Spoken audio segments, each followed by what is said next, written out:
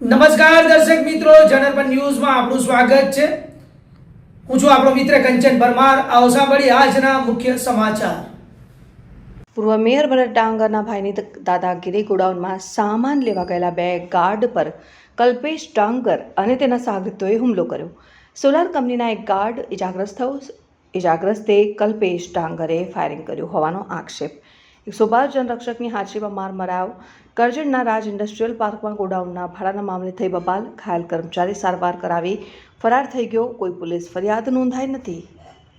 हुआ था फायरिंग हुआ था नहीं, वो कल्पेश भाई आए एकदम गेट में, फिर हम लोग गेट के बाहर खड़े थे, बोला यहाँ से निकल, तो मैं बोला हम लोग बाहर ही खड़े हैं, तो एकदम से गाड़ी वापस खोला, अंदर से कवर से रिवॉल्वर निकाला, रिवॉल्वर कवर के साथ निकाला बाहर, फिर बाहर आया निकाला, सिल्वर कलर का रिवॉल्वर था, मेरे को दिखाया, फिर मारने लगा मेरे को, तब तक वो दोनों सिंधी साइड से आके मारने लग गए.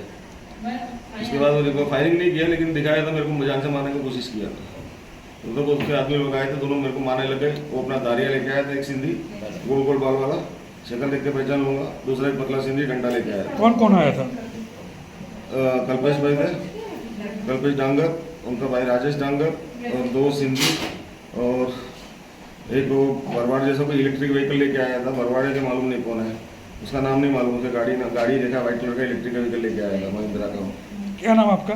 सानू राजेंद्रन पिल्ले.